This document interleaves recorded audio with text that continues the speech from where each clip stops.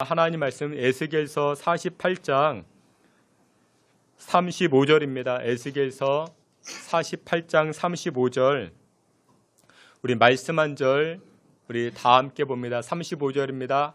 다 같이 보시겠습니다. 그 사방의 합계는 18,000척이라 그날 후로는 그 성읍의 이름을 여호와 삼마라 하리라. 아멘. 이 시간에 우리 임마누엘 찬양대를 통해서 하나님께 영광 돌리겠습니다.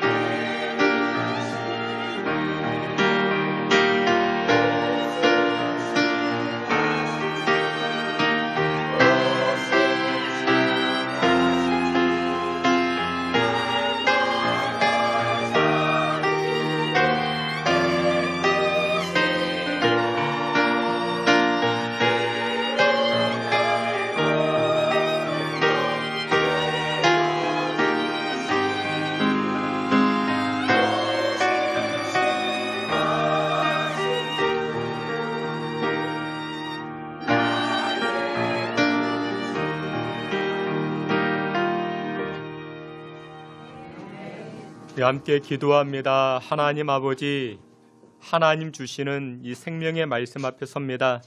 생명의 말씀이 주는 그 은혜의 맛을 깨닫게 하여 주옵소서. 하나님 주시는 그 은혜의 맛을 깨달아 세상이 주는 그 작은 기쁨 앞에 흔들리지 않게 하시고, 하나님 앞에 나아갈 때 이 은혜의 맛을 깨달아 날마다 여호와를 송축하며 나아가는 우리들이 되게 하여 주옵소서. 이 시간에도 하나님의 말씀을 대할 때에 생명의 은총을 허락하여 주시기를 원하옵고 예수 그리스도의 이름으로 기도하옵나이다. 아멘. 우리 오늘은 에스겔서 48장 말씀을 통해서 그곳에 계신 하나님이라는 제목을 가지고 주님의 은혜 나누고자 합니다. 신앙생활 하시는 그 성도님들 그 80%, 90%가 이런 고민, 이런 갈등, 이런 것을 해봤다라는 통계가 있습니다. 어떤 갈등, 어떤 고민을 해봤느냐? 여러분들도 한 번쯤은 이런 고민을 해봤을 것입니다. 그것이 무엇이냐면 하나님께서 과연 나와 함께 하시는가? 하나님께서 과연 나와 동행하시는가? 이와 같은 고민, 이와 같은 갈등이었을 것입니다. 나의 가정에 하나님께서 임재하시고 나의 계획, 나의 삶에 하나님께서 동행하여 주시는가라는 그런 고민들. 북아메리카에 가보면 인디언 부족 가운데 체로키 부족이 있습니다. 인디언 소년 13살이 되면은 성년이 가까워지기 때문에 이제 나름의 성년식을 준비한다 합니다. 성년이 가까워지는 아들에게 아버지는 사냥하는 법, 정찰하는 법, 칼 쓰는 법, 낚시하는 법 등 여러 가지 방법들을 가르쳐 줍니다. 그리고 13살 생일이 되게 되면은 그날 밤에 이 아이를 데리고 숲속 깊은 곳으로 들어갑니다. 근데 그냥 들어가지 않습니다. 이 아들의 눈을 가리게 된다 합니다. 그리고는 이 아들은 한 번도 가보지 못한 그 숲속에 홀로 버려두게 됩니다. 지금까지는 가족을 떠나서 부족을 떠나서 한 번도 떨어져 본 적이 없는데 이제 성년이 되게 되면은 아버지로부터 가족으로부터 부족으로부터 떨어지는 그와 같은 한날을 맞이하게 된다 합니다. 눈 가리개를 하고 갑니다. 그리고는 숲을 울창한 곳으로 들어갑니다. 그리고는 그 울창한 곳에 들어가서 이제 비로소 이 눈 가리개를 풀게 됩니다. 이 소년은, 이 아들은 혼자서 숲속 깊은 곳에서 하룻밤을 지내야만 됩니다. 이것이 바로 성년식을 치르는 의식이라 말합니다. 혼자 그 숲속에서 머무르게 됩니다. 가지가 바람을 지나는 그 스산한 소리를 듣게 됩니다. 산짐승이 언제든지 자기에게 달려들 것 같은 그런 두려움에 빠지게 됩니다. 여기저기서 동물의 울음소리가 들려집니다. 근데 얼마나 긴장되겠습니까? 두려움으로, 그 외로움으로 그 하룻밤을 지내야 됩니다. 근데 끝나지 않을 것 같은 그 칠흑 같은 그와 같은 어두운 밤이 이제 사라지고 동력의 태양이 떠오르기 시작합니다. 아침이 밝아옵니다. 주위를 둘러보니까 이제서야 아름다운 꽃이 보입니다. 멋들어지게 솟아난 그 나무들이 보여집니다. 이제는 집으로 돌아갈 길이 보이기 시작합니다.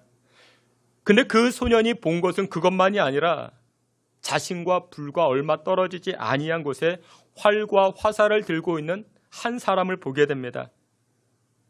누구였는가? 그 남성은 바로 그 소년의 아버지였던 것입니다. 아버지는 그곳에서 이 아들과 함께 온 밤을 함께 지낸 것이었습니다. 나쁜 동물이 나타나서 자신의 아들을 해치기라도 하면은 금방이라도 이 화살을 날려서 자신의 아들을 보호하고자 이 아들 주변에 조용히 잠자코 있었던 것입니다.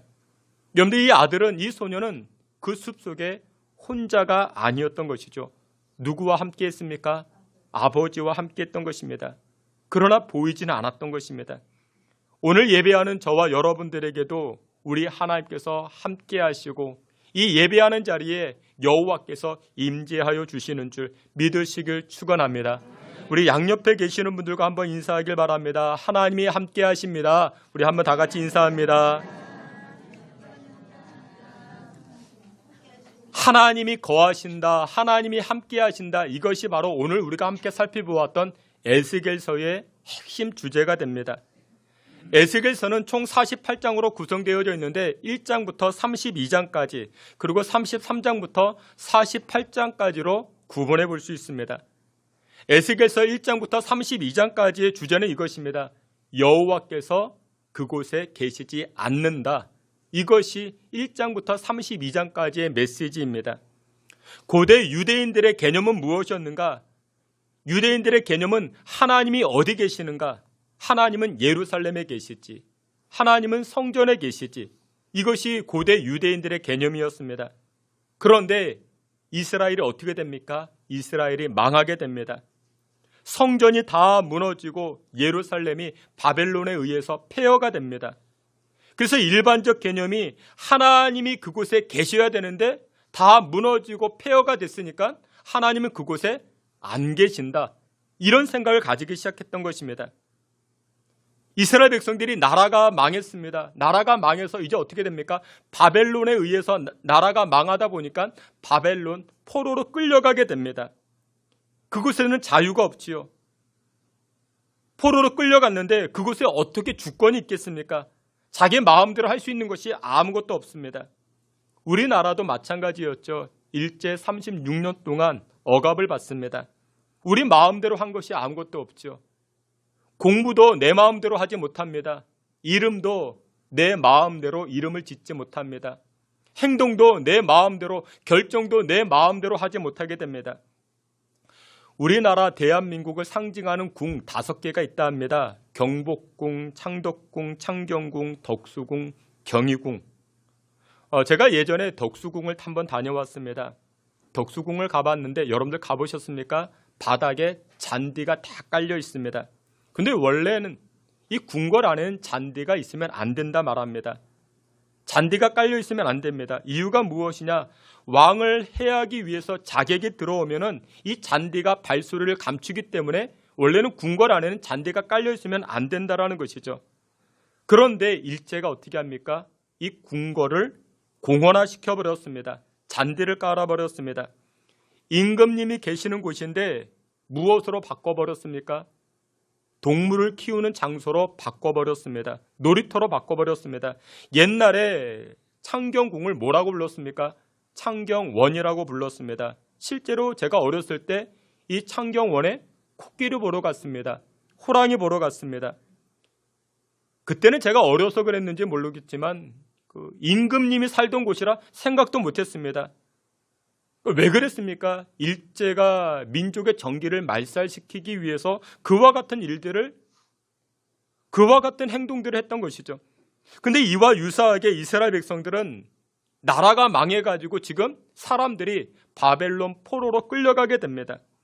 바벨론 포로로 끌려가니까 고난과 고통이 얼마나 많겠습니까? 그래서 저들의 고백이 무엇이냐? 여호와는 여기에 계시지 않는다. 여호와는 예루살렘에 계시지 않는다. 그 내용이 바로 에스겔서 1장부터 32장까지의 내용입니다. 그리고 나서 결정적인 이 예루살렘이 완벽하게 함락되었다라는 소식이 에스겔서 33장 21절에 등장을 합니다. 우리 앞에 있는 말씀 함께 보시겠습니다. 우리가 사로잡힌 지 12째 해 10째 달 5째 날에 예루살렘에서부터 도망하여 온 자가 내게 나와 말하기를 그 성이 함락되었다 하였는데, 아멘. 여기 보니 우리가 사로잡힌 지, 그러니까 나라가 망한 지, 우리가 포로로 끌려온 지 12째 해 12년 그리고 10째 달 10월 5째 날에 10월 5일 예루살렘에서부터 도망쳐온 사람이 나에게 소식을 전해 주었는데 그 예루살렘이 이제는 완벽하게 어떻게 되었다? 함락되었다. 바벨론에 의해서 끝까지 저항하던 사람들도 다 무너졌다. 그 소식을 접하게 되는 것입니다. 그리고 나서 에스겔서 33장 1절과 2절에 덧붙여 이렇게 이야기를 합니다. 우리 앞에 있는 말씀 다 함께 봅니다. 12째 해 12째 달 초하루에 여호와의 말씀이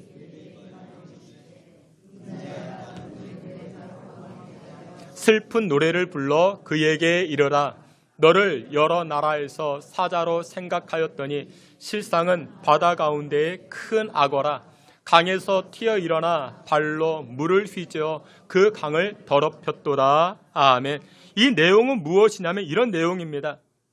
하나님의 임재를 상징하던 예루살렘, 이 예루살렘이 애굽으로 인해서 좀 도움받을 줄 알았는데 근데 애굽도 나를 도와주지 못했다. 근데 이 애굽을 성경은 무엇이라 표현하는가? 2절에 큰 악어라고 표현합니다. 여러분들 큰 악어, 성경은 큰 악어와 붉은 용, 불뱀 이런 용어들이 등장하는데 이런 용어들은 대부분이 하나님을 대적하는 그와 같은 단어들입니다. 그러니까 이집트도 결국 이 애굽도 하나님을 대적하고 바벨론도 결국 하나님을 대적한다라는 것입니다. 그리고서 이제 완벽하게 예루살렘이 어떻게 되었다? 다 무너졌다. 그것이 1장부터 32장까지의 내용입니다. 그리고서는 33장부터 48장까지 메시지가 무엇이냐? 이제는 예루살렘의 회복의 메시지가 등장하기 시작합니다. 그리고 나서 36장 33절부터 34절에 이와 같이 말씀합니다. 우리 앞에 있는 말씀 다 같이 봅니다. 주 여호와께서 이같이 말씀하셨느니라. 성읍들에 사람이 거주하게 하며 황폐한 것이 건축하게 할 것인즉 전에는 지나가는 자의 눈에 황폐하게 보이던 아멘. 조금 전까지만 해도 이 예루살렘이 다 무너지고 황폐하게 되었는데 이제는 33장으로 넘어가면서 어떤 메시지가 주어지는가? 무너졌던 황폐하게 되었던 그 땅에 이제는 사람들이 모이게 될 것이다. 그 땅, 황폐하게 되었던 땅에 이제 무엇한다? 경작하게 될 것이라 말합니다. 여러분들 황폐하게 되었던 곳에 사람들이 모이면 어떻게 됩니까? 상권이 살아나죠. 분위기가 살아납니다. 생기가 나타납니다. 황폐하게 된 땅에 경작이 되면 여러분들 씨 뿌리는 것이죠. 새싹이 돋아납니다. 곡식이 생기면 어떻게 됩니까? 사람들이 몰려들기 시작하는 것입니다. 다시 말해서 여호와 하나님께서 황폐하게 된 그 땅을 이제는 어떻게 하시겠다? 회복시켜 주시겠다라는 말씀입니다. 그리고 나서 그 성읍의 이름을 무엇이라 부르자? 여호와 삼마라 부르자. 그런 뜻입니다. 여호와는 하나님을 명칭하는 것이고 삼마는 영어 표현을 하면 돼요. 그곳, 거기다. 그러니까 거기에 여호와께서 계신다라는 뜻을 담고 있습니다. 사랑하시는 귀한 성도 여러분들, 하나님께서 거기에 계신다. 하나님이 어디에 계실까요? 그곳에 계신다 말씀합니다. 그러면 오늘 이 메시지, 이 여호와 삼마 이 주제를 가지고 우리의 삶으로 대입해 보면, 적용해 보면 하나님이 여러분들의 삶 가운데 언제 계셨을까요? 첫 번째로 과거에도 하나님은 여전히 나와 함께 하셨습니다. 여러분들 이스라엘 백성들의 역사 중에 그들의 역사 가운데 가장 어두웠던 역사를 꼽으라 하면 언제였을까요? 나치의 대학살, 여러 번의 전쟁들, 그것이 그들의 역사에서 어두운 과거라 이야기할 수 있겠지만 그들의 역사 가운데 가장 어두웠던 역사는 400년 동안이나 애굽에 종살이 했던 때, 그때 아니겠습니까?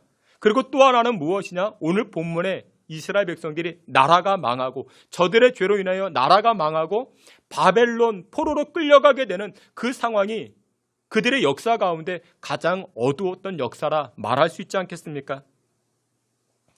여러분들 70년 포로 생활을 한다 생각해 보세요. 여러분들 완전한 절망 아니겠습니까? 70년 동안이나 여러분들이 자유롭지 못합니다. 무엇인가 묶여 삽니다. 무엇인가 매어 삽니다. 그러니까 예를 들어서 여러분들이 빚을 졌어요. 70년 동안이나 독촉을 받는 거예요. 그러면 여러분들 그 마음 편하겠습니까? 매일 아침 저녁으로 전화가 걸려와요. 사장님 언제 돈 갚으실래요? 언제 은행에 오실래요? 그럼 여러분 그거 어떻게 살겠습니까? 그러니까 이스라엘 백성들이 그와 같은 70년의 삶을 지내는 것입니다. 하루 이틀이 아닙니다. 그래서 그런 상황 가운데 있는데 지금 어떤 일이 벌어집니까? 하나님의 놀라운 역사로 이스라엘 백성들이 자유의 몸을 얻게 된 것입니다. 포로된 자가 묶여있는 자들이 지금 완벽하게 하나님의 은혜로 자유를 얻게 된 것입니다. 그 감격을 이루 말할 수가 없는 것입니다. 그래서 이스라엘 백성들이 시편 126편에 이처럼 말씀합니다. 우리 앞에 있는 말씀 1절 다 같이 보시겠습니다. 여호와께서 시온의 포로를 돌려보내실 때에 우리는 꿈꾸는 것 같았도다. 아멘. 시온의 포로를 돌려보내실 때에 바벨론 포로 생활할 때 하나님의 은혜로 이제는 자유민이 된 것입니다. 이제는 고향으로 돌아가게 된 것입니다. 그런데 그것이 마치 무엇과 같았다? 꿈꾸는 것과 같았다. 황홀한 꿈입니다. 야, 이건 말이 안 돼. 근데 그 말도 안 되는 상황이 지금 나에게 이루어진 것이죠. 그리고 나서 시편 기자는 2절 이렇게 이야기를 합니다. 우리 앞에 있는 말씀 함께 봅니다. 그때에 우리 입에는 웃음이 가득하고 그때에 문나라 가운데서 말하기를 아멘.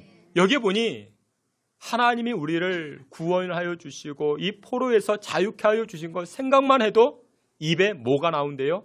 웃음이 나온대요. 입이 귀에 걸렸습니다. 생각만 해도 우리의 입술이 하나님을 찬송하게 됩니다. 노래하기 시작합니다. 그런데 이와 같은 일들이 무슨 일이었다? 2절 하반절에 보니 큰 일이라 큰 일을 여호와께서 행하셨다 말씀합니다. 여러분들 누누이 말씀을 드리죠. 일은 내가 하는 게 아니라 일은 되는 겁니다. 일은 하나님이 하십니다. 포로된 자가 자유케 되는 것 정말 큰일 아니겠습니까? 작은 일은 물론 내가 해야 되겠죠. 작은 일은 내가 해야 됩니다. 그러나 우리 인생의 삶 가운데 큰 일들이 있죠. 어떤 일이 큰 일일까요? 여러분 우리 인생 가운데 큰 일을 꼽으라 하면 결혼. 여러분 결혼 큰 일 아니겠습니까? 여러분들의 자녀들을 위해서 기도해 주세요. 부모님과 함께 사는 날보다 배우자와 함께 사는 날이 훨씬 더 깁니다. 그 얼마나 귀한 거예요. 그 배우자를 어떻게 만나는가? 근데 여러분들 이 결혼 문제가 정말 큰일인데 근데 이 중개업체에다가 500만 원 갖다 주고 1000만 원 갖다 주고 그래서 결혼하려고 하는 것 근데 어리석은 것이죠. 그렇다고 결혼이 됩니까? 여러분들 또 어떤 큰일이 있습니까? 우리 삶 가운데 출산. 이 출산이 큰일이죠. 젊은 부부가 만났다고 여러분들 아이를 다 낳습니까? 그렇지 못하죠. 어떤 연예인이요 건강하게 생겼습니다. 남편도 아내도 건강합니다. 근데 아이를 낳지 못해요. 아이를 낳지 못하는 그런 부부가 있습니다. 둘 다 건강하고 예쁜데 여러분들 출산은요 큰일입니다. 하나님이 해주셔야 되는 것입니다. 회사에서 진급하는 것도 여러분들 큰일이죠. 우리가 이리 뛰고 저리 뛴다 해도 안 돼요. 하나님께서 길을 열어주셔야 됩니다. 그래서 여러분들 우리 인생 가운데 이와 같이 큰 일들, 이 큰 일은 누가 합니까? 하나님이 하시는 것입니다. 이스라엘 백성들이 나라가 망해서 바벨론 포로로 끌려갔습니다. 70년입니다. 근데 이 바벨론 느부갓네살 왕이죠. 이 바벨론이 망합니다. 어떻게 망했을까요? 메데파사가 페르시아 제국이죠. 이 페르시아가 등장을 합니다. 여러분들 느부갓네살 왕에게는요 그 나라가 얼마나 컸던지 그 나라가 127도라고 이야기합니다. 우리나라는 몇 도예요? 8도잖아요. 우리나라는 8도인데 그 나라는 127도. 그 나라가 얼마나 컸을까요? 굉장히 컸죠. 근데 그런 나라가 망해요. 누구에게? 페르시아 나라에게 망합니다. 이 페르시아 고레스 왕에게 망하게 됩니다. 그래서 이스라엘 백성들이 바벨론 포로로 끌려갔다가 페르시아에 의해서 바벨론이 망하게 되니까 자유를 얻게 된 것입니다. 이스라엘 백성들이 힘이 있어서가 아니라는 것이죠. 이스라엘 백성들에게 능력이 있어서가 아니라는 것이죠. 이와 같은 큰 일을 누가 하셨습니까? 하나님이 하신 것입니다. 여러분들의 과거를 돌이켜보세요. 여러분들이 할 수 없는 일들, 하나님이 하신 일들이 있죠. 정말 큰 일들 하나님이 하시지 않았습니까? 과거에 내 능력과 내 힘으로 산 것처럼 생각하는데 아니요. 과거에도 여전히 하나님은 그곳에 계셨습니다. 나와 함께 하셨습니다. 그런데 우리의 발걸음을 돌이켜보면요, 진짜 하나님이 내 삶 가운데, 우리 가정 가운데 큰 일을 행하신 것이 있는데 그것이 무엇일까요? 그것은 바로 이것입니다. 구원입니다. 이 구원의 사건 정말 큰일 아니겠습니까? 한자를 따져보니까 건질 구에 당길 원이라 말합니다. 그러니까 건질 구에 당길 원. 하나님께서 우리를 당기셔서 건져주셨습니다. 무엇을 당기셨을까요? 이 죄악의 구렁텅이에 있는 우리의 무엇을 당겨주셨을까요? 지금은 어떤지 모르겠어요. 제가 이제 예전에 들었을 때는 여름철에 인명구조원들이 있잖아요. 물에 빠져서 허우적거립니다. 그러면 인명구조원이 물속에 뛰어들어서 건져주잖아요. 어떻게 건져줄까요? 튜브를 던지면 됩니다. 튜브를 던져주면 건졌는데, 근데 튜브를 던질 수 없는 상황이면 인명구조원이 들어가야 되잖아요. 근데 인명구조원이요, 앞으로 들어가면 같이 빠져 죽는데요. 내가 물속에 빠져 죽으니까 아무거나 붙잡고 해가지고 그냥 빠져 죽는데요. 그러면 어떻게 해야 되는가? 수영을 아무리 잘해도 그 사람 뒤로 가야 된대요. 뒤로 가서 팔을 잡으면 안 된대요. 무엇을 잡아야 되는가? 그 사람의 머리를 잡아야 된대요. 머리를 잡고 끌어나와야 된대요. 그 사람이 그게 서로 사는 것이라 말합니다. 여러분들, 건질 구에 당길 원. 하나님께서 우리를 무엇으로 잡아 끌어올리셨을까요? 예전에 부흥강사 목사님이 그런 설교합니다. 하나님은요, 우리 손을 잡아주신 것이 아니래요. 우리를 건지셨을 때요, 하나님께서 우리의 머리를 잡고 건져주셨대요. 왜 그랬을까요? 우리 안에는 다 원죄가 있어가지고요, 하나님 내 손 잡으면 아직까지도 내가 살아있어서 안 딸려 올라간대요. 오히려 하나님을 나의 것으로 끌어당긴대요. 그런데 하나님은 우리의 무엇을 우리의 머리를 잡아서 발버둥도 치지 못하도록 우리를 건져주신대. 여러분들, 우리가 구원받은 것이 꼭 이와 같지 않습니까? 여러분들이 하나님의 손을 아니요, 천만에요, 그렇지 않습니다. 우리는 몰랐어요. 성경은 명확하게 구원 이전의 생활을 노예 생활로 언급합니다. 요한복음 8장 34절에 보면 죄를 범하는 자마다 죄의 종이라 말씀합니다. 우리는 죄의 종이었어요. 죄의 노예였습니다.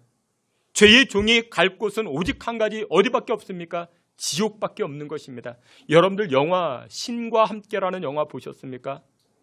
이 신과 함께를 보게 되면요, 거기에는 지옥이 등장하잖아요.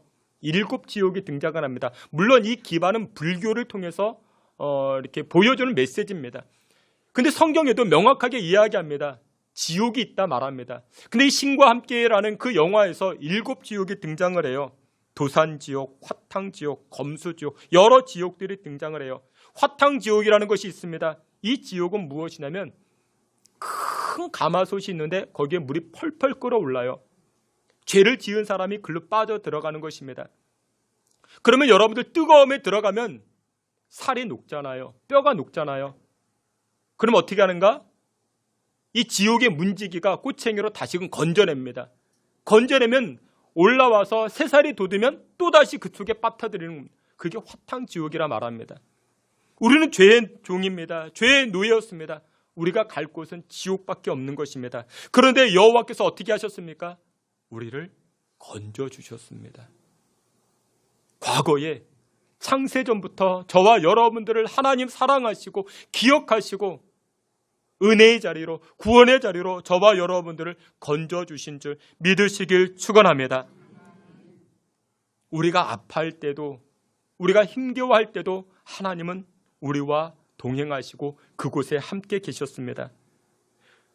출애굽기 3장 7절에 이와 같이 고백을 합니다. 우리 앞에 있는 말씀 다 같이 보시겠습니다. 여호와께서 이르시되 내가 애굽에 있는 내 백성의 고통을 분명히 보고 그 근심을 알고, 아멘. 과거에 나의 근심과 나의 부르짖음과 나의 탄식을 하나님 어떻게 하시고? 아셨다 말씀합니다. 그렇습니다. 우리들이 지나온 어두운 밤, 고독과 탄식으로 채워진 그 밤, 하나님은 여전히 그곳에 우리와 함께 하셨습니다. 그래서 우리는 여호와 하나님의 이름을 무엇이라 부릅니까? 여호와 삼마 그곳에도 계셨다. 나의 과거에도 함께 하셨던 그 여호와 하나님께 감사하실 수 있는 저와 여러분 되시기를 축원합니다. 두 번째, 여호와 하나님이 또 어디에 계실까요? 현재에도, 지금에도, 오늘에도 나와 함께 하십니다. 여러분, 하나님이 과거에만 계셨다면 신앙은 추억이 됩니다. 그러나 실제는 그렇지 않습니다. 신앙생활은 추억 아닙니다. 신앙생활은 현재형입니다. 오늘도 나와 함께 하십니다.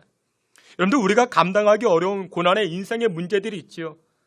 그 고난들을 직면할 때마다 우리가 이렇게 고백하곤 합니다. 하나님 어디 계십니까? 내가 지금 이렇게 힘들어하는데, 내가 지금 이렇게 아파하는데, 내가 지금 이 고통의 문제 때문에 힘겨워하는데 하나님 지금 어디 계십니까? 지금 나와 함께 하십니까? 우리가 이렇게 푸념하지 않습니까? 근데 이렇게 푸념하다가 결론은 우리가 무엇이라 고백하는가? 이렇게 고백을 합니다. 창세기 28장 16절, 우리 앞에 있는 말씀 다 같이 봅니다. 야곱이 잠이 깨어 이르되 여호와께서 과연 여기 계신 것을 내가 알지 못하였도다. 아멘. 내가 알지 못하였도다. 맞아. 내가 푸념했지만 여전히 하나님은 나와 함께 하셔서 내가 알지 못했을 뿐이지. 창세기 28장의 내용은 야곱이 아버지를 속이고 형을 속이고 축복권과 장자권을 빼앗아 그 사실이 탄로나고 깨닫게 되어서 형 에서에게 죽임당할 것이 무서워서 도망을 치게 됩니다. 갑자기 도망을 칩니다. 외삼촌 라반의 집으로 도망을 치게 됩니다. 이때 야곱의 마음은 지쳐 있었고 몸도 지쳐 있었습니다. 베델 들판에서 잠깐 잠을 잡니다. 근데 꿈속에서 하나님을 만나는 환상을 체험하죠. 사닥다리 천사가 위아래로 오르락내리락하는 이 환상을 보게 됩니다. 그리고 나서 야곱이 이렇게 고백을 합니다. 여호와께서 여기 계시거늘 내가 알지 못했다. 여호와께서 나와 함께 하시는데 내가 알지 못했다라고 고백을 합니다. 하나님, 제가 미처 몰랐어요. 제가 미처 깨닫지 못했어요. 그 고백이 바로 창세기 28장의 내용입니다. 여러분, 그렇습니다. 우리가 몰랐을 뿐이지 여호와 하나님은 여전히 나와 함께 하십니다. 우리가 잊어버렸을 뿐입니다. 어떤 사람이 하늘나라에 가게 되었다 말합니다. 천국에 높이 올라갑니다. 이 사람이 높이 올라가서 예수님과 면담을 합니다. 그리고 나서는 자신의 인생을 뒤돌아보는 그런 시간을 가지게 됩니다. 이분이 이 땅에서의 생활, 이 생활이 파노라마와 같이 쭉 지나갑니다. 자신의 유년 시절, 청년 시절, 예수님과 함께하면서 동행하면서 걸었던 그 꽃길, 예수님과 함께 걸었던 그 구름길, 얼마나 즐거웠던지. 그래서 자신이 걸어왔던 그 길을 돌이켜보는데 발자국이 두 개가 있는 것입니다. 하나의 발자국은 자기의 발자국, 또 하나의 발자국은 예수님의 발자국. 이렇게 함께 예수님과 동행하며 걸어갔던 발자국이 보입니다. 근데 어느 순간 발자국이 두 개가 아니라 하나밖에 없는 것입니다. 근데 그때가 언제였는가 이 사람이 추적하고 돌이켜보니까 자기 인생 가운데 정말 힘들었던 때, 정말 어려웠던 문제로 인해서 탄식할 때, 정말 고통스러웠던 그때였는데 그때 보니까 이 발자국이 하나밖에 없는 겁니다. 그래서 이 사람이 예수님에게 항변합니다. 아니, 예수님, 내가 그렇게 그때 힘들어할 때 예수님 어디 계셨습니까? 왜 발자국이 하나밖에 없습니까? 이렇게 푸념하면서 볼멘 소리를 하는데 예수님 답변이 이와 같습니다. 아니야, 나는 그때도 여전히 너와 함께 있었어. 여전히 너와 동행했었어. 아니, 예수님 무슨 소리입니까? 발자국이 하나밖에 없는데. 발자국이 하나밖에 없잖아요. 그러면서 이 사람이 발자국을 자세히 보니까 자기 발자국이 아닙니다. 누구 발자국입니까? 예수님의 발자국이었던 것입니다. 근데 보통의 발자국도 아니고 더 깊이 패인 발자국입니다. 그때 예수님께서 미소 지으며 말씀하십니다. 그때 내가 너를 업고 갔잖아. 힘겨워하고 고통에 빠져있는, 무기력해 있는 너를, 포기하려고 했던 너를 내가 업고 갔잖아. 예수님 그렇게 말씀하십니다. 출애굽기 19장 4절에도 이렇게 말씀합니다. 우리 앞에 있는 말씀 다 함께 봅니다. 내가 애굽 사람에게 어떻게 행하였음과 너희를 업어 내게로 인도하였음을 너희가 보았느니라. 아멘. 하나님께서 이스라엘 백성들을 애굽에서 어떻게 건져내셨대요? 업어서 건져내셨대요. 업어서 건져내셨다. 여러분들, 우리 하나님 어떤 하나님이십니까? 업어주시는 하나님이십니다. 누구 업어주세요? 여러분을 업어주십니다. 사랑하시는 성도 여러분들, 여러분들의 인생길을 한번 돌이켜보시길 바랍니다. 우리가 절망했을 때, 낙심했을 때, 우리의 마음이 지쳐있죠. 몸도 지쳐있죠. 모든 것을 포기하고 싶을 그때에 나 혼자밖에 없을 것이라 여겨지는 그때에 우리는 기억해야 됩니다. 그의 삶의 현장에서 여전히 하나님은 어떻게 하고 계신다? 동행하고 계신다. 그곳에서도 하나님은 함께하고 계신다. 믿으시길 주의 이름으로 축원합니다. 마지막으로는 과거에도 계셨던 하나님, 현재에도 함께 동행하시는 예수님, 언제에도 미래에도 우리 앞날에도 함께 거기에 계시는 예수님이라 말씀하고 있습니다. 에스겔 48장 35절에 보면 이렇게 말씀합니다. 우리 앞에 있는 말씀 우리 다 같이 보시겠습니다. 그 사방의 합계는 18,000척이라 그날 후로는 그 성읍의 이름을 여호와 삼마라 하리라. 아멘. 지금 이 에스겔 선지자는 그 장장, 그 대단원의 48장을 다 마무리하면서 마지막 절을 무엇으로? 앞으로 장차, 앞으로 우리의 삶 가운데, 그 성읍 가운데 그곳에서 거하시고 또한 동행하시는 그 여호와 하나님의 이름을 노래하기 시작합니다. 그 여호와 하나님의 이름이 무엇이다? 여호와 삼마라. 거기에 계시는 하나님이다. 이렇게 여호와 하나님을 이야기하고 있습니다. 여기 보니까 그 성읍의 크기가 얼마나 되는가? 18,000척이라 말합니다. 18,000척이 얼마나 될까요?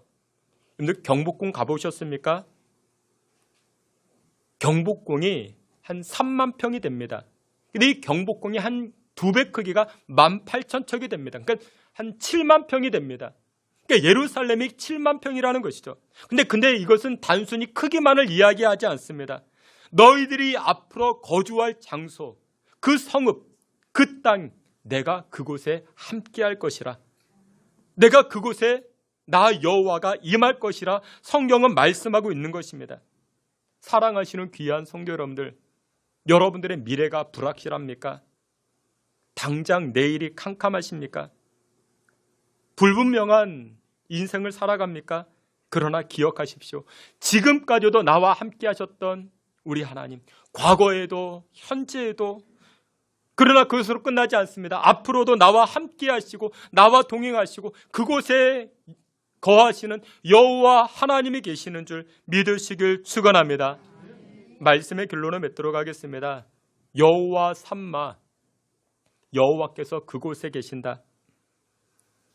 죄와 허영과 욕심으로 무너진 우리의 삶, 그런데 그곳에 여호와께서 함께 계신다면 얼마나 큰 위로가 되겠습니까? 세우시고 치luc게 하시는, 종극케 하시는 여호와 하나님이신데, 근데 그 하나님이 아무에게나, 아무 가정에나 그곳에 계실까요? 아니요, 그렇지 않습니다. 에스겔서 36장 37절을 보게 되면 이런 말씀이 등장을 합니다. 우리 앞에 있는 말씀 37절 다 함께 봅니다. 주 여호와께서 이같이 말씀하셨느니라. 그래도 내게 구하여야 할지라 내가 그들의 수요를 양떼같이 많아지게 하되. 아멘. 바벨론 포로 생활, 하나님이 약속하신 숫자는 70년이었습니다. 70년이 다 된다 할지라도 너희들이 내게 구해야만이, 내게 기도해야만이, 나에게 부르짖어야만이 포로된 자가 자유케 되는 그 은혜를 누리게 될 것이라 말씀합니다. 자기들에게 이루어 주기를 나에게, 여호와께 구해야만이 이와 같은 역사가 나타날 것이라 말씀합니다. 아니, 하나님 그냥 때 되면 해결해 주시죠. 때 되면 그냥 응답해 주시죠. 근데 하나님은 그렇게 말씀하지 않습니다. 왜 그랬을까요? 38절에 이렇게 말씀합니다. 우리 앞에 있는 말씀 함께 봅니다. 제사 드릴 양 때 곧 예루살렘이 정한 절기의 양 무리 같이 황폐한 성읍을 사람의 때로 채우리라. 그리한즉 그들이 나를 여호와인 줄 알리라 하셨느니라. 아멘. 황폐된 예루살렘을 하나님이 어떻게 하시겠다고요? 절기의 양무리 같이, 절기가 되면은 제사 드리기 위해서 제물을 가져오잖아요. 얼마나 많은지. 그 성읍에 사람들이 그렇게 많아지도록 내가 채워줄 것이다. 근데 무엇해야만이? 너희들이 나에게 기도해야만이, 부르짖어야만이. 왜냐? 그 이유가 무엇? 그래야 너희들이 내가 무엇인지 알기 때문에, 내가 여호와 하나님인 줄 알기 때문에. 그렇게 하지 않고 때가 되면은, 저절로 되면은 우리 사람은 어떻게 할까요? 야, 재수가 좋았어. 우연히 이루어졌어. 어쩌다 보니 됐어. 아니야, 그래도 내가 조금 이렇게 실력이 있잖아. 내가 능력이 있잖아. 이렇게 착각하고 오해할 수 있으니까 하나님이 어떻게 하신대요? 나에게 기도해야지 내가 이루어 주리라 하나님 말씀하십니다. 여러분들 기도하셔야 됩니다. 하나님 앞에 구하셔야 됩니다. 하나님께 구할 때 우리의 생각과 우리의 계획을 뛰어넘어 하나님 일하여 주시는 줄 믿으시길 축원합니다. 우리가 구할 때 묶인 인생에서, 매인 바 된 인생에서 자유함과 또한 하나님 주시는 은혜의 역사들을 누리게 되는 줄 믿으시길 바랍니다. 이 새벽에도, 이 아침에도, 오늘 늦은 시각에도 여호와 삼마, 거기에 계시는 하나님의 은혜를 구할 수 있는 저와 여러분 되시기를 주님의 이름으로 축원합니다. 아멘. 하나님 아버지, 이곳에 계시는 여호와 하나님, 과거에도 현재에도 앞날에도 동행하시는 예수님을 찬송합니다. 여호와 하나님께서 임재하여 주시고 그 은혜를 누리게 하여 주시옵소서. 예수님의 이름으로 기도하옵나이다. 아멘.